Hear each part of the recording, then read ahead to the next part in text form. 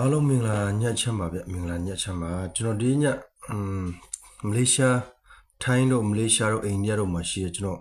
အမျိုးတွေကိုနော်အရေးကြီးသတင်းတစ်ခုပေးခြင်းတယ်ပေါ့နော်ဆိုတော့ထူးထူးဆန်းဆန်းတော့မဟုတ်ပါဘူးဆိုတော့တော်တော်များများသိပြီးသားဖြစ်တယ်ဒါပေမဲ့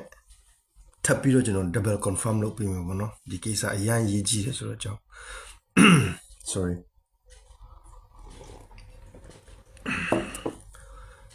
ဒီညကျွန်တော် post တင်ထားတာတချို့တွေ့လိမ့်မယ်ပေါ့နော်အထူးသဖြင့်ဒီ Australia ကို842 form တင်ထားတဲ့လူတွေရှောက်လွှာတင်ပြီးတော့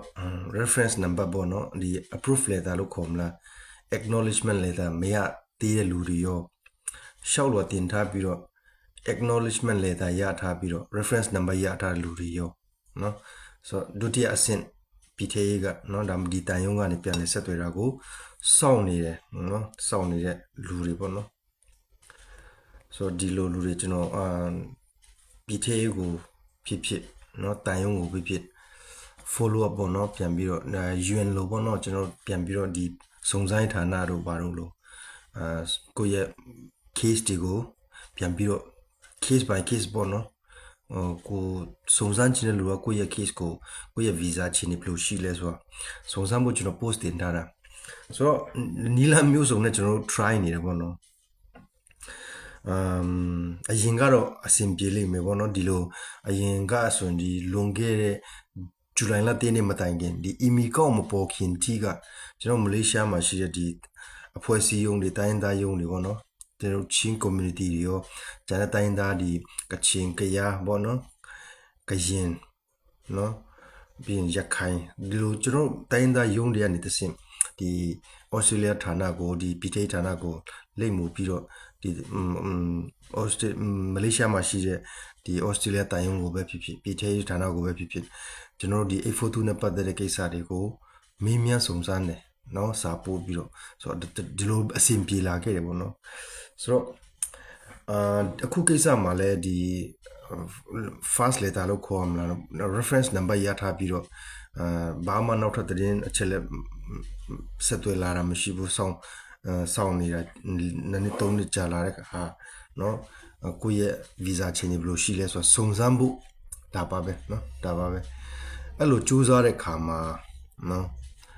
ကျွန်တော်အမြဲတမ်းပြောပါတော့ဒီဇူလိုင်လ10ရက်နေ့စနစ်တစ်ဆိုတာဖြစ်လာလေဆိုတော့စနစ်တစ်ဖြစ်လာတဲ့ခါမှာဖြစ်တတ်တဲ့သဘောတရားကြီးပေါ့နော်ဖြစ်တတ်တဲ့သဘောတရားကြီးဒီ Australia မှာမဟုတ်ဘူးအခု US လဲအရင် Biden ဒီ Democrat အစိုးရကနေဒီနော် Trump အစိုးရတက်လာတဲ့ခါမှာနော်မူဝါဒတွေစနစ်တွေအကုန်ပြောင်းလာတဲ့ခါမှာအကုန်ဥယုံတုံးကားဖြစ်ကုန်တယ်ပေါ့နော်ဆိုတာအကုန်လုံးသိတဲ့တိုင်ခေါ်Australia ကျတော့အဲ့လိုနော်အစိုးရအနေနဲ့ပြောင်းဒီအုပ်ချုပ်တဲ့အစိုးရအမင်းတွေပြောင်းပြီးတော့မူဝါဒတွေအကုန်လုံးပြောင်းတာမျိုးမဟုတ်ပေမဲ့နော်ဇူလိုင်လ10ရက်နေ့နောက်ပိုင်း email ကောက်ကနေပြောင်းတဲ့ကြရက်လေးကအရန်ကြီးလာတယ်ပေါ့နော်ကျွန်တော်ပြောချင်တာကျွန်တော်ဒီညပြောချင်တဲ့ချက်ကအဲ့ဒါကိုဖြစ်တယ်ဆိုတော့အရင်ကလည်းကျွန်တော်ခုနပြောလို့ပေါ့နော်ဒီမလေးရှားယုံဒီ community ယုံကျွန်တော်တိုင်းသားယုံတွေဒီမြန်မာဒုက္ခတွေကိုညီရဲ့တင်းတွေကနေနော်လိုအပ်တဲ့အကူအညီတောင်းလာလို့ရှိရင်ဒီလိုသူတို့ရဲ့ဒီ visa ကိစ္စတွေ 842 form ကိစ္စတွေကိုAustralia တန်ယုံကိုပဲဖြစ်ဖြစ်နော် PTA ကိုပဲဖြစ်သူတို့ email ပို့ပြီးတော့ follow up လုပ်ပေးတယ်အဆင်ပြေခဲ့တယ်တို့တော့ဒီဇူလိုင်လ10ရက်နေ့နောက်ပိုင်း email ကောက်ဆိုတာပေါ်လာတဲ့ချိန်မှာလုံးဝအဆင်မပြေတော့ကြားလာမသိဘူးနော် sorry ကျွန်တော်အတန်ပိတ်ထားလို့ဖြစ်နေကြတယ်email ကောက်ဆိုတာပေါ်လာတဲ့ချိန်မှာလုံးဝအဆင်မပြေတော့ခုနပြောရတဲ့ချာလာမသိဘူးနော်ကျွန်တော်ပြောရတဲ့ဟာလေမကလေးတွေစာချက်ခုနတချင်းဆိုဟိုလုပ်နေတဲ့ volume တွေကုန်တူ show လိုက်တာခုမှတတိရတယ်ဆိုတော့ဒီစနစ်အရင်ကဒီဇူလိုင်လ10ရက်နေ့မတိုင်ခင်စနစ်အဟောင်းမှာเนาะဒီလိုမျိုး email ကနေပဲဖြစ်ဖြစ်เนาะစာတိုက်နဲ့ကြီးနှန်းကနေပဲဖြစ်ဖြစ်follow up လုပ်ပြီးတော့စာပို့တာတွေเนาะရှောက်လွှာတင်တာတွေကအလုပ်ဖြစ်ခဲ့တယ်ပေါ့เนาะအလုပ်ဖြစ်ခဲ့တယ်အရင်ကဒီဇူလိုင်လ10ရက်နေ့ email ကောက် ဆိုတာလေးမပေါ်ခင်ပေါ့နော်အီမီကောက်မပေါ်ခင်လို့ပြောရင်တချို့နားလည်မှုလွဲမှာအခုဇူလိုင်လ3ရက်နေ့မှာဩစတြေးလျမှာအီမီကောက်ဆိုတာဖြစ်လာတယ်ရှိလာတယ်လို့ထင်နေကြမှာလဲဆိုရယ်ဆိုတော့ပြောချင်တာကဒီ842visa application process နဲ့842နဲ့email ကောက်နဲ့သူတို့ချိတ်ဆက်ပြီးတော့တုံးလာတဲ့ခါမှာเนาะအရင်တုံးလောက်ထားတဲ့စနစ်တွေအကုန်လုံးကမဖြစ်သွားတဲ့သဘောကျွန်တော်ပြောနေတာဆိုတော့အရင်ကကျွန်တော်ခုနပြောလို့တိုင်းသားယုံတွေ community ယုံတွေကနေဒီကိစ္စvisa ကိစ္စတွေကိုစုံစမ်းတယ်စာရေးဆက်သွယ်တယ်တချို့တွေ email ကနေတိုက်ရိုက်เนาะသူတို့ရဲ့ website တွေကိုမေးမြန်းစုံစမ်းတယ်တချို့တွေဒီမလေးရှားကနေစာရိုက်နဲ့ဂျီနန်ကနေရှောက်လွှာတင်တယ်စုံစမ်းတယ်အဆင်ပြေခဲ့တယ်ပေါ့နော်တိုးတော့ဒီ email ကောက်ပေါ်လာတဲ့ခါကျရင်တော့ဒီစနစ်ဒီသုံးလို့မရတော့ဘူးကျွန်တော်ဒီနေ့ညအကုန် try ကြည့်တယ်ပေါ့နော်ရှိသမျှ website တွေเนาะအကုန်ကျွန်တော်အကုန်ချက်လက်တွေအကုန်လုံးနိုင်ကြည့်တယ်ဆိုတော့ဒီပြည်သေးကိုဓာတ်ရိုက်ဆက်သွယ်ပြီးတော့မေးမြန်းစုံစမ်းလို့ရမယ် website မှာတည်းကကျွန်တော်တို့စူးစမ်းကြည့်တယ်ပေါ့နော်ကျွန်တော်စူးစမ်းကြည့်တယ် try ကြည့်တယ်အစီမပြေဘူးဘာလို့အစီမပြေလဲဆိုနောက်ဆုံးမှာဒီမလေးရှားမှာရှိတဲ့ဒီ KLCC နားမှာရှိတဲ့ဒီ Australia High Commission ဆိုတော့ဘာလို့ Australia တန်ယုံကိုအရင်ကလည်းနှစ်ခေါက်လောက်ပို့ထားတယ်ပေါ့နော်အခုဒီညလည်းထပ်ပို့ကြည့်တဲ့ခါမှာအဲ့မှာ Australia High Commission ဒီမလေးရှား Australia တန်ယုံကနေချက်ချင်း reply ပြန်လုပ်တယ်သူတို့ပြန် reply လုပ်လာ auto message ပုံစံပေါ့နော် reply ချက်ချင်းပြန်လုပ်တယ်ဒီညပို့လိုက်တဲ့စာเนาะတယောက်ကိုသူဒီ Australia တန်ယုံကနေပြန်ပို့လိုက်တဲ့စာမှာရေးထားတဲ့အကြောင်းအရာကအခုခင်ဗျားပို့လာတဲ့မေးမြန်းစုံစမ်းတဲ့ကိစ္စက visa ကိစ္စเนาะ visa ကိစ္စနဲ့ပတ်သက်တဲ့ဟာဖြစ်တဲ့အတွက်เนาะကျွန်တော်တို့ Australia တန်ယုံကနေဘာမှเนาะဒီကိစ္စအတွက်ဘာမှအဖြေမပေးနိုင်ဘူးပေါ့เนาะဆိုလိုတာက visa ကိစ္စဆိုတာက Australia တန်ယုံမှာခွင့်ပြုဖို့เนาะ visa ကိစ္စကိုတွားရောက်စုံစမ်းဖို့ဂိုင်တွယ်ဖို့ authority ဘာမှပါဝါမရှိဘူးလို့ပြောချင်တာဖြစ်တယ်။တန်ယုံကနေ email ပို့လာတာပေါ့နော်။ဆိုတော့ခင်ဗျားတို့ visa 842နဲ့ subclass 202 visa လျှောက်ထားတယ်ဘလို့ချင်းနေရှိတယ်လဲမရှိဘူးလဲဆိုတာသိချင်တော့Australia ပြည်ထဲကိုမေးပါဆိုမှ Australia တန်ယုံကနေ email ပို့လာတယ်နော်ကျွန်တော်ပြောချင်တာသဘောပေါက်လာမသိဘောလုံးဘောလီဘောပုံနေတယ်နော်ကျွန်တော်တို့မှာလောလောဆယ်ဒီကိစ္စနဲ့ဒီဇူလိုင်လ3နေ့နောက်ပိုင်း email ကောင်းနဲ့လောက်ထားတယ်လို့ email ကောင်းနဲ့ချိတ်ထားတယ်လို့ကလွယ်တဲ့အကြောင်းခဏနဲ့ကျွန်တော်ပြောချင်တာဒီ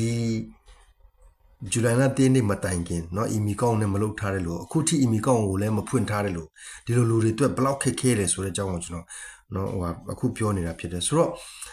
ကျွန်တော်ခုနပြောတော့အရင်ကကိစ္စတွေဒီတိုင်ယုံမလေးရှားမှာရှိတဲ့တိုင်ယုံကိုမေးရင်သူတို့ကအဖြေပေးနိုင်တယ်မင်းတို့ရှောက်ထားတဲ့ဗီဇာဘယ်လိုဖြစ်နေလဲဘာညာဆိုတော့ကိုယ့်ဘက်ကနေပြန်ပြီးတော့တရားစာရွက်စာတမ်းတွေเนาะတရားပြန်ဘယ်လိုပြောမလဲလိုအပ်တဲ့ချက်လက်တွေပြန်ပြီးတော့ follow up လုပ်ပေးရင်အဆင်ပြေခဲ့တယ်တိုင်ယုံနဲ့လို့เนาะတို့အခုချိန်မှာတိုင်ယုံကစကားတစ်ခုမှမဟာဘူးဒီကိစ္စနဲ့ပတ်သက်ပြီးတော့မင်းတို့ဗီဇာကိစ္စမင်းတို့မေးမြန်းစုံစမ်းလာတဲ့ကိစ္စကဗီဇာကိစ္စဖြစ်တဲ့အတွက်တိုင်ယုံမှာအဲ့လောက်ထိเนาะဒီဗီဇာကိစ္စကိုခွင့်ပြုဖို့เนาะအဖြေပေးဖို့ဘာလို့မှဘာမှ information မရှိဘူးဘာလို့မှဒီကိစ္စအတွက်စကားပြောဖို့ခွင့်ပြုချက်မရှိဘူးအားကြောင့်မို့ 842 form နဲ့ဖြစ်ဖြစ် visa ကိစ္စနဲ့ပဲဖြစ်ဖြစ်ခင်ဗျားတို့ကိစ္စတွေမေးမြန်းစုံစမ်းကျင်တာရှိရင်ပြည်သေးကိုမေးပါလို့ပြောတယ်ဆိုတော့ဒီစကားမှတ်ထားလိုက်ပြည်သေးကိုမေးပါလို့ပြောတယ်ဆိုတော့အရင်ကပြည်သေးလိပ်စာတွေအကုန်လုံးကိုကျွန်တော်တို့စုံစမ်းပြီးတော့စာပို့တဲ့အခါမှာအကုန်လုံးသူတို့ရဲ့ဟိုဟာတွေပေါ့နော်ဒီ Australia ပြည်သေးရဲ့ website တွေအကုန်လုံးကနော်လုံးဝရှာမရဘူးဖြစ်နေတယ်သဘောပေါက်လားမသိဘူးသူတို့ရဲ့ page တွေကအလုံးမလို့ဘူး Australia ပြည်ထဲရေးအရင်ကဒါတွေကတုံးလို့ရခဲ့တယ်ဒီဇူလိုင်လ3နေ့မတိုင်ခင်ဒီဟာတွေအလုံးဒီလိပ်စာတွေနဲ့အစုံစမ်းခဲ့တာပဲအဆင်ပြေခဲ့တယ်သဘောပေါက်လားမသိဘူးဒါပေမဲ့စနစ်တစ်ပေါ်လာတဲ့ခါမှာသူတို့ရဲ့ဒီလိပ်စာတွေကိုသူတို့အလုံးမလို့တော့ဘူးနော်စာပို့တဲ့ခါကျရင်လည်း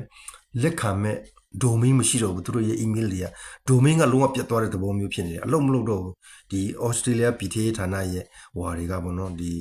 email domain တွေပေါ့နော်သူတို့ရဲ့ email ဟွာတွေလိပ်စာတွေကျွန်တော်ခုန post ထဲမှာတင်ထားသေးတယ်အရင်ကအလုပ်ဖြစ်ခဲ့တဲ့ဇူလိုင်လ3နေ့ဒီစနစ်တင် email ကောင်းဆိုတာလေးနဲ့ဆက်ဆက်ပြီးတော့မလုပ်ခင်ဒီမှာပဲဆက်သွယ်ရတာတော်တော် email ကောင်းပေါ်လာတဲ့ခါမှာပြည်ထရေးကဒီ email လိပ်စာတွေကိုကျွန်တော်တို့ Facebook လို့ဆိုရင် deactivate လုပ်လိုက်တဲ့သဘောပေါက်လာမသိ deactivate လုပ်လိုက်တဲ့သဘော so page ကရှာလို့မရတော့သူတို့ရဲ့ address ကကြည့်လိုက်တော့ဟိုတော့ရှိတယ်ပေါ့နော်ဒါပေမဲ့ domain ကလုံးမလုပ်တော့ဘူးเนาะ deactivate ဖြစ်သွားတဲ့ပုံစံမျိုးဖြစ်နေတယ် so ဒီဟာဘာဆိုလို့လဲဆိုရင်ကျွန်တော်မနေ့ကလည်းအဲ့ဒါ live မှာပြောခဲ့တယ်ပေါ့နော်ဘာပဲဖြစ်ဖြစ်စနစ်ဟောင်းမှာကိုကရှောက်ခဲ့တာ visa တင်ခဲ့တာပဲဖြစ်နိုင်တယ်ဒါပေမဲ့ဒီ Australia မှာကျွန်တော်တို့ခေါ်ပေးတဲ့လူက citizen ဖြစ်တဲ့ permanent resident PR နဲ့နေတယ်ဆိုရင်သူက email account ဖွင့်လို့ရတယ်သူရဲ့ email account ကိုဖွင့်ပြီးတော့ကျွန်တော်တို့အရင်တုန်းကရှောက်ထားတဲ့reference number တွေနော်နာမည်တွေ date of birth တွေနာမည်တွေနဲ့အချက်လက်တွေနဲ့ဒီ reference number နဲ့ဒီ email account ကနေနော် file ကိုရှာရင်ကျွန်တော်တို့ဒီအရင်ကနော်လွန်ခဲ့တဲ့နှစ်3နှစ်ကရှာဒီ PTA ကိုတင်ထားတဲ့ရှောက်လွာကို email account ကနေရှာလို့ရတယ်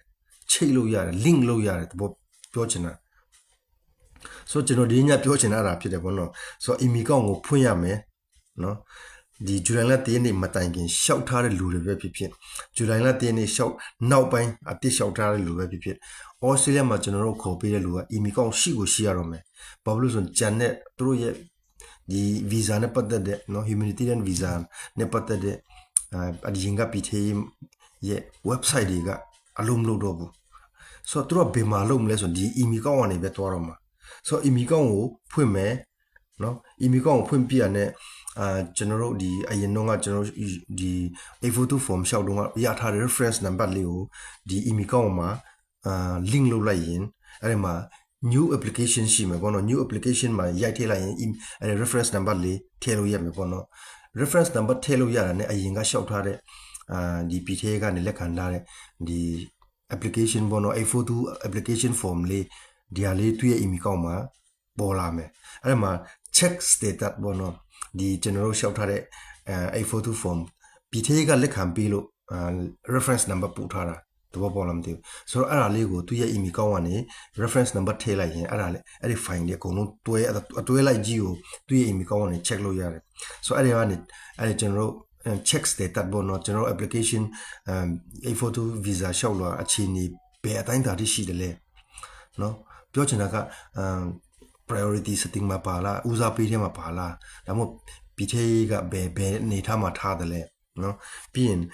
check status ဆိုတာသူရဲ့ visa အခြေအနေနော်ကျွန်တော်ခုနပြောတဲ့သူတို့ဦးစားပေးအခြေအနေဘယ်လိုဆိုတာကြည့်လို့ရတယ်အဲ့ဒီမှာကြည့်ရင် update details နော်ဒါမှမဟုတ် update document နော်ကျွန်တော်တို့ရဲ့ဒီအရင်တော့စနစ်ဟောင်းမှာနော်email account မပေါ်ခင် email account နဲ့မတုံးခင်ပေါ့နော်ရှောက်ထားတဲ့ဒီA42 form application ဖြစ်ပေမဲ့ reference number ရထားတယ်လို့ဆိုရင်ဒီဘက်ကလူက email account ဖွင့်ပြီးတော့သူ့ email account ထဲနဲ့ reference number ထည့်လိုက်ရင်เนาะအရင်ရှောက်ထားတဲ့ A42 file တွေကိစ္စတွေဒီမှတ်တမ်းတွေပေါ့နော်ဒီ notes တွေဒီ A4 ကျွန်တော်တို့အရင်ကရှောက်ထားတဲ့ကိစ္စတွေအကုန်လုံးဒီသူ့ရဲ့ email account ထဲကနေကြည့်လို့ရတယ် reference number လေးရိုက်ထည့်လိုက်လို့เนาะ reference number ဆိုတော့အဲ့ဒီ file ကိုဖွင့်တဲ့တော့ချက်ပဲဆိုတော့အဲ့ file ကိုအဲ့ကျွန်တော်တို့ရှောက်ထားတဲ့ A42 form ကို reference number နဲ့ပြန်ဖွင့်နေပေါ့တော့သူကဆိုတော့သူ့ရဲ့ email account ကနေကြည့်လိုက်ရင်ကျွန်တော်တို့ရှောက်ထားတဲ့ဟို visa status ကเนาะအခြေအနေကဘယ်လိုရှိလဲဆိုတော့သူကြည့်လို့ရတယ်အဲ့ဒီပုံမှာလိုအပ်တာရှိရင်သူကသူ့ရဲ့ email account ကနေပဲ PTA ကိုဆက်သွယ်လို့ရတော့မယ်တဘောပေါ်လာမသိဘူးဆိုတော့ email account မရှိရင် PTA ကိုဆက်သွယ်လို့ရနိုင်စရာအကြောင်းကိုမရှိတော့တော်တော်လေးဆိုးတယ်နော်ဒီဟာဆိုတော့အရင်ကမလေးရှားတို့ထိုင်းတို့ဒီအိန္ဒိယတို့မှာရှိတဲ့ကျွန်တော် community ရုံးကဆရာမတွေပေါ့နော်ရုံးကနေဒီ PTA ကိုပဲဖြစ်ဖြစ်တိုင်ရုံးကိုပဲဖြစ်ဖြစ်email တွေပို့ပြီးတော့ဒီရှောက်လွာကိစ္စတွေမင်းများစုံစမ်းတယ်လိုအပ်တဲ့ဟာတွေเนาะအတနာခံစာတင်ကြတယ်เนาะများစီစဉ်ဆောင်ပေးပါဒီလူကဘလို့အခြေအနေရှိလဲဘလို့ခက်ခဲရှိလဲဆိုမှဆရာတွေကိုယ်တိုင်ကောင်းကောင်းလေးထောက်ခံစာတွေရေးပြီးတော့မလုပ်ခဲ့သို့တော့အခုချိန်မှာအဲ့လိုမျိုးထောက်ခံစာရေးတာတွေเนาะဒီစုံမင်းများစုံစမ်းတာတွေတန်ယုံကိုတွားမင်းရင်လဲသူကယူကျင်အောင်ဆောင်ပြီးကိုကเนาะတန်ယုံကပူလာတဲ့ email တွေခင်ဗျားတို့ကြည့်ပါเนาะဒီ visa ကိစ္စနဲ့ပတ်သက်ရင်ကတော့ဘာမှပြောခွင့်မရှိဘူးဖြေခွင့်မရှိဘူးသိချင်တာရှိရင် PTA ကိုတိုက်ရိုက်မင်းများစုံစမ်းပါလို့ပြောဆိုတော့ PTA ကိုတွားတဲ့ခါကျရင် email ကောပဲတွားညွန်နေတယ်သဘောပေါက်လားမသိဘူး email ကောမရှိဘာမှလုပ်လို့မရတော့ PTA ကို website ကိုဝင်လိုက်တာနဲ့သူက email ကောပဲချပြတယ်သ ဘောပေါက်လားဆိုတော့ email ကောင်းဖွင့်မှ email ကောင်းရှိမှကိုမေးခြင်းတဲ့ကိစ္စတွေမေးမြန်းစုံစမ်းလို့ရမယ်ဆိုတော့ဒါကအရင်ဒီကျွန်တော်အရင်စနေဟောင်းဇူလိုင်လ1နေ့မတိုင်ခင်စနေဟောင်းမှာเนาะကျွန်တော်ဒီ community မလေးရှားတို့ထိုင်းတို့ဒီအိန္ဒိယတို့မှာရှိတဲ့ community ရုံးကဆရာတွေတောင်မှငုတ်တုံမေးသွားမဲ့အကွက်မျိုးဖြစ်သွားပြီ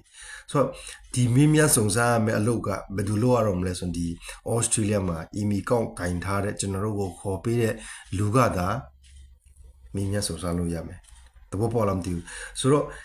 ကျွန်တော်ရဲ့visa Australia visa 842 မှာဘယ်လိုချင်းနေရှိလဲကျွန်တော်ရှင်းပြပါလို့ဆရာတွေကိုလည်းတော့မမေးပါနဲ့နော်ဘယ်သူကျွန်တော်လည်းလာမမေးပါနဲ့ကျွန်တော်လည်းမသိဘူးခင်ဗျားရှောက်ထားတဲ့842 form နဲ့ပတ်သက်တဲ့ကိစ္စတွေအကုန်လုံးကိုအစအဆုံးဘာတွေလိုရတယ်လဲဘာတွေလိုရမလဲဘယ်ချိန်မှာအဆင်ပြေနိုင်မလဲဆိုတဲ့အထိကောင်းကောင်းလေးဖြည့်ပေးနိုင်မဲ့လူကခင်ဗျားကိုခေါ်ပေးတဲ့ Australia မှာနော်ခင်ဗျားကိုခေါ်ပေးတဲ့လူဖြစ်နေပြီခုကနော်အဲ့လူပဲဆရာကြီးเนาะအဲ့လူက email သူ email ကောင်းကနေသူအရာရာကိုချုပ်ကင်ထားတာเนาะအဲ့ဒါကြောင့် email ကောင်းကရေးကြည့်လာပြီလို့ပြောတာဆိုတော့ email ကောင်းမရှိတဲ့လူနောက်ထပ် 842 form တင်ဖို့လည်းမဖြစ်နိုင်ဘူး email ကောင်းမရှိဘဲနဲ့အရင်စာရိုက်နဲ့ကျင်းနေနဲ့เนาะစာရွက်စာတမ်းတွေတုံးပြီးတော့ဒီထေးကိုပို့တဲ့စာလဲသူတို့ကလက်မခံတော့ reject လုပ်တယ်အဲ့ဒါလဲအဲ့ဒါကြောင့် email ကောင်းကိုဖွင့်ပါနောက် shop ပြီးသားလူတွေကလည်းကိုယ့်ရဲ့ reference number နဲ့เนาะမိများစုံစမ်းချင်တာဆိုရင်email ကောင်းဖွင့်ပြီးတော့email ကောင်းထဲနဲ့reference number ထည့်လိုက်ရင်အရင်လျှောက်ထားတဲ့အချက်လက်တွေအကုန်လုံးကို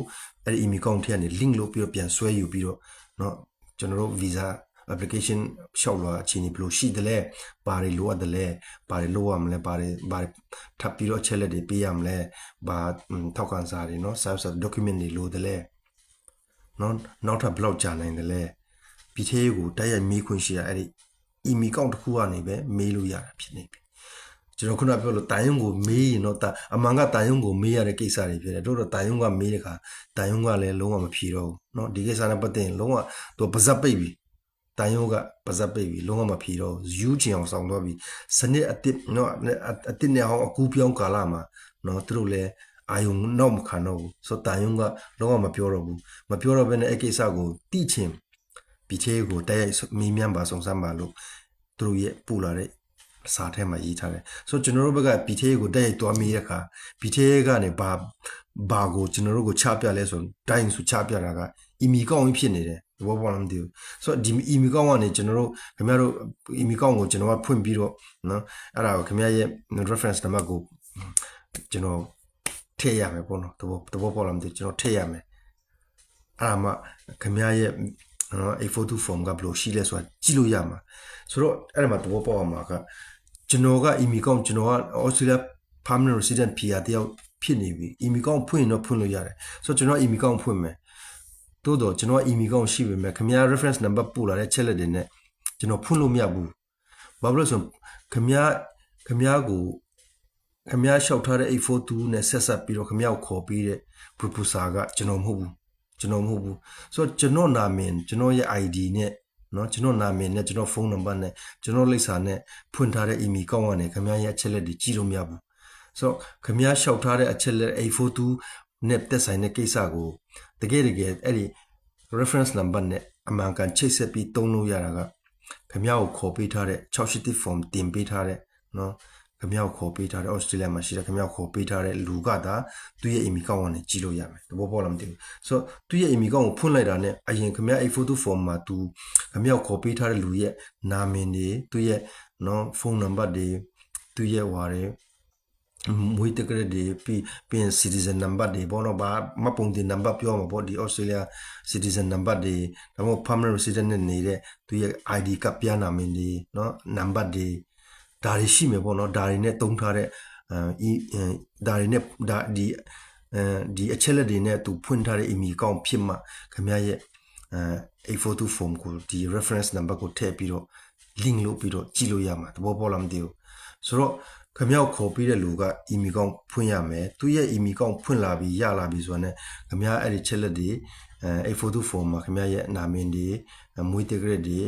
เนาะခင်ဗျားဒီ842 form ရှောက်တော့ရထားတဲ့ reference number တွေသူ့ပေးလိုက်ရင်သူအဲ့ဒါတွေထည့်လိုက်ရင်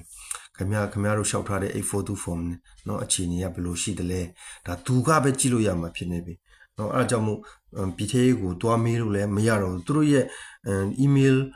address တွေကသူတို့ရဲ့ domain တွေအလုံးမလုပ်တော့ဘူးကျွန်တော် Facebook လို့နားအခု Facebook သုံးတော်တော်များများသုံးတယ်ဆိုတော့ Facebook လို့နားလေလွယ်အောင်ပြောရရင်သူတို့ရဲ့ဒီ immigration လို့ပြောမှာပေါ့နော်ဒီ Australia BTA ရဲ့ဒီ visa နဲ့ဆိုင်တဲ့အရင်သူတို့သုံးထားတဲ့address တွေ email address တွေအကုန်လုံးက deactivate လုပ်ထားတယ်သူတို့အလုံးမလုပ်တော့ဒီထက်ကနေဘာမှစာလေးလက်မခံတော့ဘူးဘာမှလည်းစာလေးမပြန်တော့ဘူးဆိုတော့ဒီကိစ္စတွေအကုန်လုံးကိုဘယ်မှာရှုလိုက်တယ် email ကောင်ထဲမှာထည့်လိုက်တယ်ဆိုတော့သူတို့ visa ကိစ္စနဲ့ပတ်သက်ပြီးတော့ BTA ကနေနော် visa လျှောက်ထားတဲ့လူတွေကိုအကြောင်းပြန်မယ်တခုခုပြောချင်တာရှိရင် email ကောင်ကနေပြောမယ်ဆိုတော့ visa လျှောက်တဲ့လူတွေနော် A42 form တင်ထားတဲ့လူတွေကလည်းတခုခုမေးချင်တာရှိရင်တန်ယုံဩစတြေးလျတန်ယုံကိုမေးတာတော့ BTA တန်ယုံကို email ပို့ပြီးမေးတာတော့ဆိုတာထက်သူရဲ့ email ကောင်ကနေမေးရင်ပို့ပြီးတော့ဒါသူတို့လုပ်ထားတဲ့လမ်းကြောင်းဖြစ်နေပြီအဲ့ဒါကြောင့်မို့ email ကောင်အရင်စနစ်ဟောင်းမှာเนาะဒီဂျရန်လာတင်းနေနောက်ပိုင်းရှောက်ချင်တဲ့လူကတော့မဖြစ်မနေ email ကောင်ဖွင့်ရတော့မယ် email ကောင်ကနေရှောက်မှပဲတရားဝင်တော့မယ် email ကောင်ကနေမရှောက်ရင်ရှောက်အဲ့ဒီ email ကောင်ကနေမလာတဲ့ဒီ A42 ရှောက်လွန်မှန်တယ်မြကauto reject ဖြစ်မယ်ပေါ့နော်တရားမဝင်ဘူးသူတို့ပြောထားတဲ့နီးလန်းနဲ့เนาะစီမင်းဥပဒေနီးဥပဒေနဲ့မကိုက်တော့ဘူးเนาะမူဝါဒနဲ့မကိုက်တော့ဘူးဒါ policy အစ်ဖြစ်နေပြီဒီ policy တိုင်းပဲသူတို့ flow လုပ်ရတော့မယ်အဲဒါကြောင့်မို့တောင်းတခြားကိစ္စတွေခုเนาะတော်တော်လေးဝါဖြစ်လာတယ်အရင်တော့ကနေမတူတော့တန်ယုံကတော့မှလို့စကားပြောလာပြီပေါ့နော်ငါတို့မှဒီကိစ္စနဲ့ပတ်သက်ပြီးတော့ဘာမှပြောပိုင်ခွင့်မရှိတော့ဘူးမင်းတို့သိချင်တာရှိရင်BTA ကိုတက်ရိုက်မိပါဆိုမှဒီတန်ယုံကနေအဲ့လိုစာပြန်တယ်အဲ့ဒါတော်တော်လေးဟွာဖြစ်တယ်မတ်သားစရာပေါ့နော်ဆိုတော့ဒီဂျူရန်လာတင်းနေနောက်ပိုင်း A42 form ရှောက်ချင်တဲ့လူကတော့ email ကောင်းဖွင့်ရမယ်ဆိုတာသိတယ်ဆိုတော့အရင်လူတွေကဖွင့်စရာမလိုလားဆိုရင်တော့ကျွန်တော်ကတော့အားပေးချင်တာဒီဩစတြေးလျမှာကျွန်တော်ခေါ်ပေးခင်ဗျားတို့ကိုခေါ်ပေးတဲ့လူကို email ကောင်းဖွင့်ခိုင်းပြီးတော့ခင်ဗျားတို့ခင်ဗျားတို့ A42 form မှာထည့်ထားတဲ့ခင်ဗျားတို့ checklet နဲ့ခင်ဗျားတို့ရဲ့reference number ကိုပေးပြီးတော့သူရဲ့ email ကောင်းကနေချိတ်ပြီးတော့เนาะခင်ဗျားတို့ရှောက်ထားတဲ့ visa ကိစ္စကိုသူ့ကိုပဲမေးမြန်းပါစုံစမ်းပါဘယ်လိုအခြေအနေရှိလဲဆိုတော့သူကြည့်ပေးလို့ရတယ်ဆိုတော့သူ့ဘက်ကနေ email ကောင်းမဖွင့်သေးရင်လည်းဖွင့်ခိုင်းပါလို့ပဲကျွန်တော်အကြံပေးချင်တယ်ပေါ့နော်ဆိုတော့ဒါစနစ်ဟောင်းကလေဆိုတော့တချို့တွေစနစ်အဟောင်းကလို့ပြောပါတယ်ဂျူရန်လက်တင်းနဲ့မတိုင်ခင်ရတယ်တချို့ဟာတွေ process တွေတွားနေတဲ့ဟာလည်းရှိကောင်းရှိနိုင်တယ်ပေါ့နော်ဆိုတော့တချို့ဟာတွေကျတော့နည်းနည်းလေးလိုတော့တာပေါ့နော်မကြောက်ခဏနေကြာရင်ဒီ2လ3လလောက်နေရင်ဒီဩစတြေးလျတန်ယုံကနေခင်ဗျားတို့ကိုmedical check up လုပ်ဖို့ဒါမှမဟုတ်ဒီကျမကြီးစစ်ဆေးဖို့ဒါမှမဟုတ်ဒီ immigration visa ပေါ့နော်လောက်က visa အတွက်လက်ပွင့်နေဖို့တပ်ပွင့်ရိုက်ဖို့ဆိုတာမျိုး appointment တွေလည်းပေးလာနိုင်တာပဲဒါကအရင်စနစ်ဟောင်းကလို့ပြောတာအရင်စနစ်ဟောင်းကလို့နော်ကျွန်တော်မနေ့ကလည်းပြောလို့ဒီ email ကောင့်ပေါ်လာလို့ကြံတဲ့လူတွေကအကုန်လုံးက reject ဖြစ်တော့ cancel ဖြစ်တာမဟုတ်ဘူးခင်ဗျားတို့ရထားတဲ့ reference number ရထားပြီးပြီဆိုရင်ကိုယ့်ရဲ့ form လျှောက်လွှာကမပြတ်ဘူးအတီးဖြစ်တဲ့အတွက်ဒီဟာတော့တွားမှာပဲဒါပေမဲ့ပြဿနာကလူက email ကောင့်မရှိတဲ့ခါကျတော့မျက်မမြင်လို့ဖြစ်သွားတယ်ဘာမှစုံစမ်းလို့မေးမြန်းလို့မရတော့ဘူးဆိုတော့စုံစမ်းခြင်းနဲ့မေးမြန်းခြင်းနဲ့သိခြင်းနဲ့ဆိုတော့ email ကောင့်ဖွင့်ခိုင်းပြီးတော့အဲ့ဒီ email ကောင့်ကနေ link လုပ်ပြီးတော့မေးလို့ပဲရတော့မယ်နော်မေးလို့ပဲရတော့မယ်အဲ့လိုမဟုတ်ဘူးဆိုရင်ဒီ BTA ဌာနကိုတက်ရိုက်ဖုန်းဆက်ပြီးတော့မေးမြန်းတာကကျွန်တော်ထင်တာဒါလည်းသူတို့ဩစတြေးလျဌာကအဲ့လိုမဟုတ်ဘူးနော်အခုကျွန်တော်တို့ဩစတြေးလျမှာဆိုရင်ဥမာတော်တော်ထူးဆန်းတယ်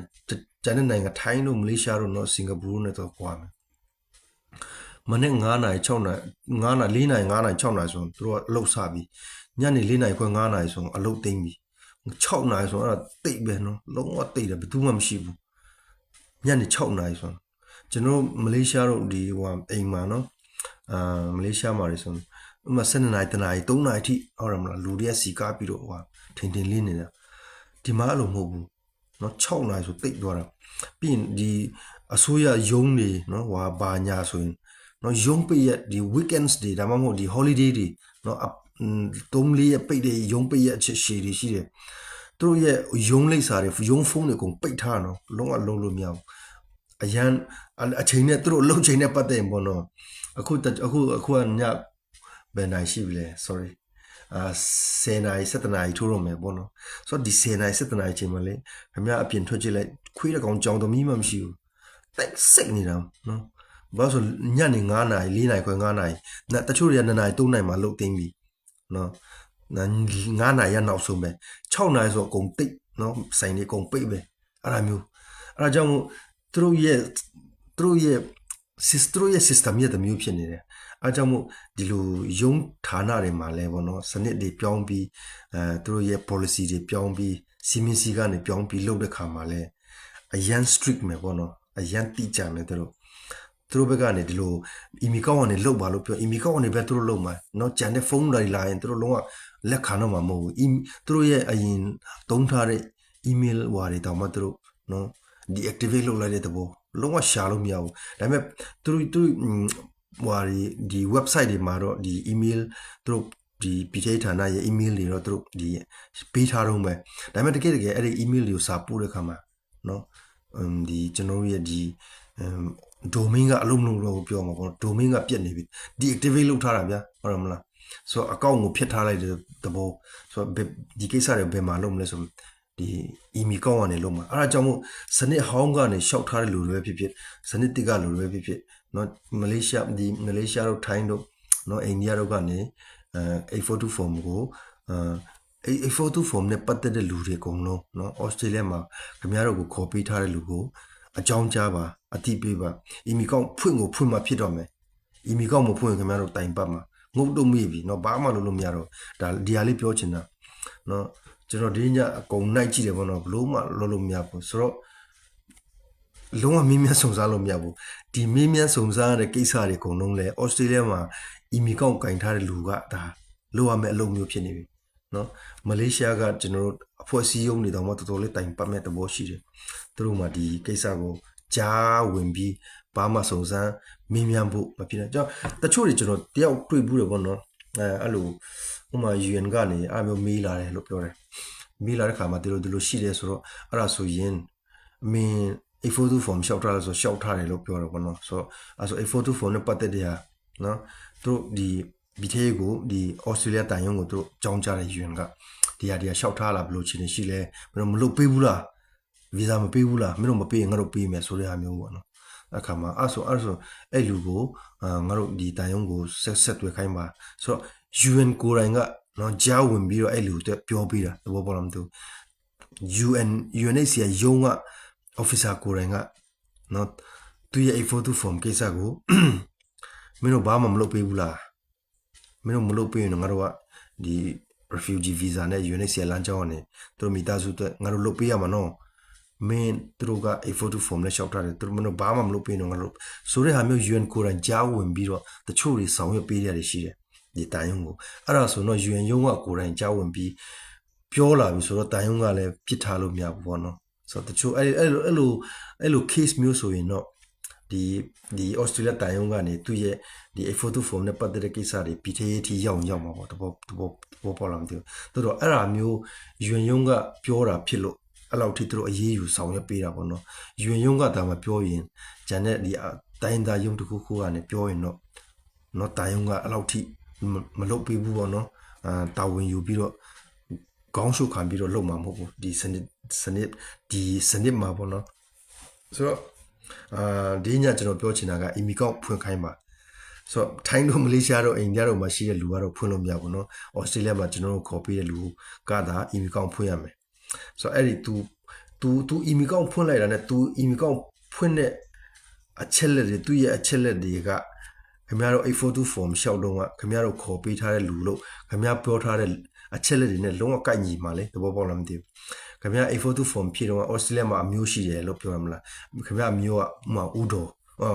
ဥဖြူဘာနော် sorry ဥဖြူသူရမပုံတင်နာမကတင်း345ဆိုတော့ခင်ဗျားအဲ့ဒါကို 842 form မှာခင်ဗျားအဲ့ဒါကို mention လုပ်တယ်ဖော်ပြတယ်ဆိုတော့ तू ကလည်းသူ့နာမည်ကဥဖြူသူရမပုံတင်နာမကတင်း345ဘာနော်ဖုန်းနံပါတ်က69890ပေါ့နော်ဆိုတော့